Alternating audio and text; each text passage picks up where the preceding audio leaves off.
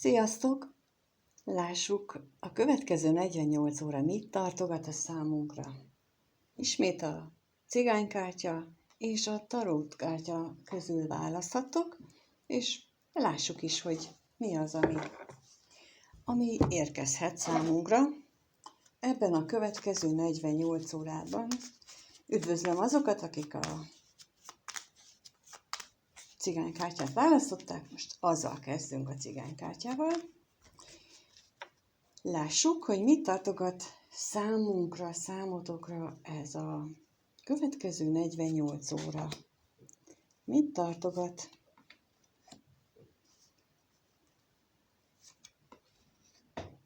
Mit tartogat a következő 48 óra? Kijött a hűség, a váratlan öröm, a veszteség, a szerelmes férfi és a tolvaj lapja, és eléggé vegyes, amit ebből látszik, kirajzolódik, mégpedig az, hogy kitartotok valami mellett, egy olyan gondolat mellett, hogy biztos történik valami jó dolog, csak elég sokáig, vagy elég türelmesnek kell lennem. És ez a gondolat mellett akkor is kitartotok, mert ez a dolgok jobbra fordulása mellett, hogyha különböző veszteségeket éltek meg, különböző negatív benyomások történnek, ti akkor is kitartotok emellett, hogy a dolgok jobbra fordulnak, és azt mondják a lapok, hogy ezt elég jól teszitek. Nem kell azzal törődni, hogy most veszteséget tapasztaltuk, hiszen ott van a következőként a szerelmes férfi lapja, ami azt jelenti, hogy ha nők vagytok, akkor az általatok szeretett férfi, vagy aki a szívetekben van férfi, ha férfiak vagytok, akkor saját magatokat jelenti, hogy ő visszalop valamit az életetekbe, mindabból, ami elveszett. És ez történhet mondjuk a következő 48 órában is, de majd még ezekre rákérdezünk, hogy mi, hogyan, hát ha kapunk valami bővebbet róla. Szóval őtőle remélhettek valami olyat, ami visszajön az életetekbe, általa, vagy vele kapcsolatban. Lássuk akkor, hogy mit jelent itt a veszteség? A veszteség lapja mit jelent itt? Középen milyen veszteségről beszélnek itt a lapok a következő 48 órára vonatkozólag? Milyen veszteségről beszélnek?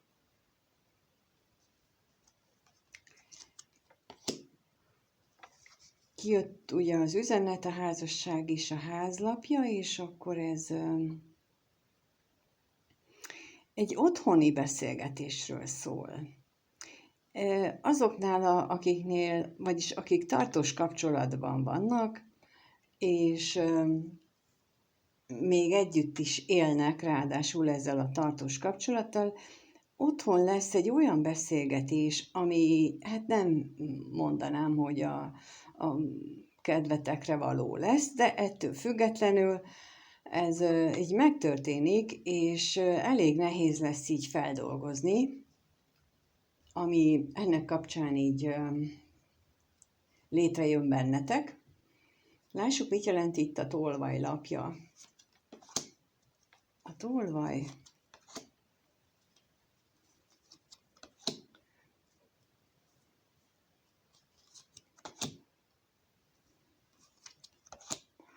kijött ugye az örvendezést, a magányos férfi vagy özvegyember, utazás, halál és a levéllapja, és valamiféle örvendetes eseményt, valamilyen pozitív dolgot visszacsempész azért ez a tolvaj az életetekbe egy változást követően, ami változás akár fakadhat abból is, abból a beszélgetésből, ami ott a házon belül történik, és mondjuk, ha nem vagytok tartós kapcsolatban, akkor is lehet a házon belül egy beszélgetés. A házasság nem feltétlenül azt jelenti, hogy ilyen viszonyban, tehát ha például rokonokkal, szülőkkel laktok együtt, akkor is ezt jelenti, hogy ott, ahol ti éltek, és mondjuk ennek a beszélgetésnek a hatására történhet olyan, hogy másképp látjátok a helyzetet, mint ahogy korábban láttátok, és ezt csempészi vissza a tolvaj az életetekbe, és erre lehet számítani, ami viszont nem biztos, hogy ebben a 2 napban megtörténik, de ez a beszélgetés, ez az otthoni beszélgetés, ami nem túl kedvezően alakul, ennek nagy esélye van, hogy igen. Ez a következő 2 napban megtörténik, és hát események sorozatát indíthatja el egyes esetekben, másoknál meg csak mondom egy ilyen elgondolkodást, elmélkedést a beszélgetésről, és ez esetleg más megvilágításba helyezi az eddigi dolgokat, és ez látszik most így a lapokból a következő 48 órára azok számára, akik a cigánykártyát választották. Jó, akkor köszönöm, hogyha itt voltál, megnézted, lájkolsz, feliratkozol, és megnézzük a következőt, hogy a tarotkártyát választók számára mit mutatnak a lapok. És amíg ezt eltakarom, addig elmondom a nézőknek, hogy készítettem egy ingyenes e-bookot, amelyben 101 pozitív megerősítés van, és alul a linkre kattintva, kitöltve az ott lévő kérdőívet, vagy hát véleménynyilvánítót, azután küldjük is az e-bookot. Aki szeretné ezeket a megerősítéseket, és most lássuk a tarotkártyát választók számára, mit mutatnak a lapok a következő 48 órában. A következő 48 órára a lapok úgy kezdődnek, hogy diadalszekér, kardok királya, erő, kelyhek apródja, és a kardok lovagja. Hát középen az erő van, ami nagyon jó, hiszen bármit is hoz a kardok lovagja ezzel a hirtelen belovaglásával, lesz hozzá erőtök elviselni. Bármit is mutat a kelyhek apródja, valami pici apró érzelmet, holott ti esetleg valami nagyobbra számítanátok, akkor is lesz hozzá erőtök, hogy feldolgozzátok azt, hogy hát ez csak egy ilyen pici apród. És nem király, csak egy apród. Szóval ezek a lapok most arról beszélnek, hogy valami bemozdul. Nem olyan gyorsan, első ránézésre nem olyan gyorsan, ahogy szeretnétek, de azért valami beindulás várható, amelyik tulajdonképpen az elme, az észnek a megfontolásán alapul, és ez a gondolati elmebeli megfontolás még nem fog megnyilvánulni valódi tettekben. legalábbis így a 48 óra alatt nem valószínű, viszont azzal, hogy beindul, előrevetíti a változás, amelyik majd meg is érkezik, mert ugye a végén, tehát az erő másik oldalán ott van a kelyhek apródja, ami pici apró érzelmet is tesz bele, a kardok lovagja viszont lendületet. És ugyancsak azt mondja, hogy erősebb lesz és dominánsabb a gondolati síkja ennek az egész dolognak, mint az érzelmi, viszont mindenképpen kell ez a kezdeti bemozdulás. Ez olyan, mint mikor az ember indítja el az autót, és azért kell egyesbe indulni, mert akkor nagyobb erőre van a szüksége a motor, vagyis hát az egész autónak ahhoz, hogy állóhelyzetből belendüljön, mint amikor folyamatosan már megy. Tehát a nagyobb erő kell, hogy mozgás beindításához, mint a menet közben, amikor csak adjuk neki a gázt, és hasonlót mutat itt a diadalszekér, tehát, hogy amikor egyesben van az autó, akkor nem tudunk 100-zal száguldozni, viszont a kardok lovagja meg képes 100-zal száguldozni, és valahogy ezt a különbséget mutatják nekem ezek a lapok, hogy a diadalszekérrel elindul valami, és majd amikor eléri azt a pontot, akkor majd be is rendül, be is indul. De lássuk, hogy kapunk-e valami kiegészítő információt itt a diadalszekérre, hogy mi az, amit elindít most ez a diadalszekér. Mi az, amit elindít ez a diadalszekér? Kijött rá a koporsó és a kert. Igen, valamit lezárást mutat. Tehát amit eddig nem akartunk vele szembesülni, illetve azért nem akartunk vele szembesülni, azért nem akartunk lezárni, mert attól féltünk, hogy mit fognak hozzá szólni. Mit szól hozzá a környezetünk, mit szól hozzá az ismerőseink, a barátaink, és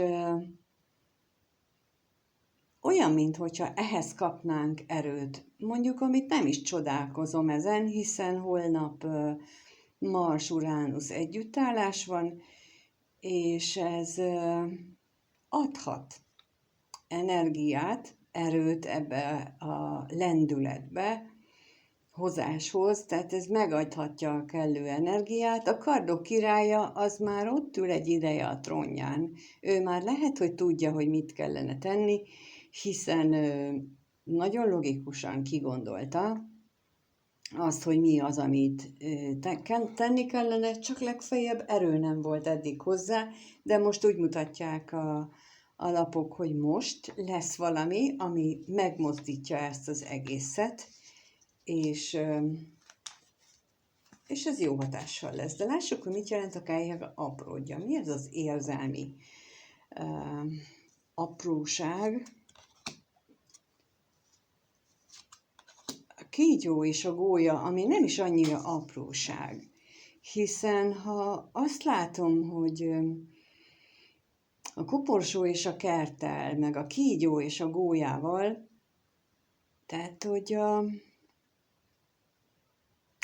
a diadalszekérnek ezt a lendületet adó valamit lehetséges, hogy a kígyó szolgáltatja. Az a kígyó, aki ott van a környezetünkben, az, aki nem feltétlenül barátságos velünk, nem feltétlenül az a legjellemzőbb rá, hogy nekünk akar jót, ő sokkal inkább talán magának akar jót, és nem nekünk, és lehetséges, hogy ez a érzelmi gesztus mondjuk a kígyónak szól, de ő visszasziszeg olyat, hogy amitől elmegy a kedvünk egy újrakezdésről, illetve hát a kardok lovagjával be is lehet neki szólni. Tehát vissza lehet neki szólni, és akkor innentől kezdve ez már egy igazán beinduló változás, és azt mondják a lapok, hogy lesz is bennünk elég erő, hogy ezt megtegyük. Akármi is ez amit tenni kell, akárhogyan is például meg kell védeni magunkat a környezettől, a nyilvánosságtól, akár lezárni ezt a vitát úgy, ahogyan eddig nem szoktuk. Tehát lehet, hogy eddig úgy voltunk vele, hogy jó, hát meghallgatjuk, amit a kígyó szól, és beletörődünk, és most azt mutatják a lapok, hogy akár az is előfordulhat, hogy fogjuk, és azt mondjuk, hogy nem, ezt nem vagyok most hajlandó elfogadni. És ehhez jön az erő a mostani energiákból, ehhez kapjuk az erőt, hogy megmutassuk a határainkat, hogy ez túlment a határunkon, és ezt nem vagyunk hajlandók eltűrni.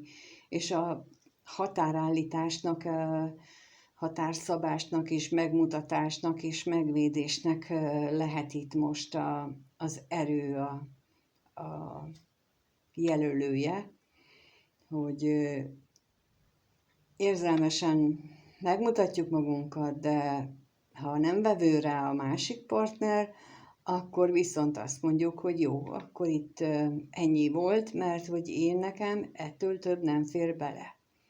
És erre kapunk lehetőséget, akár egyeseknél a következő 48 órában, de másik, a többiek esetében pedig lehet, hogy csak valami olyan dolog történik, ami ráébreszti arra, hogy neki bizony ezen túlmennek rendszeresen a határain.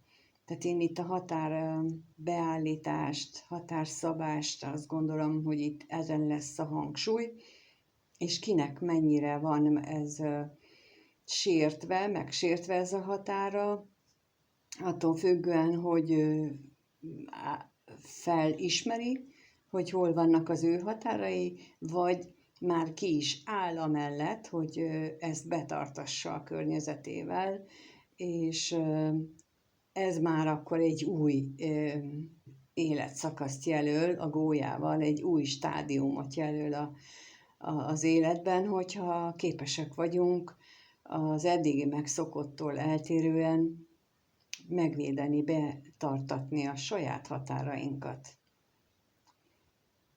Köszönöm, hogyha itt voltál, megnézed, lájkolsz és feliratkozol, és mindenkinek minden jót kívánok. Sziasztok!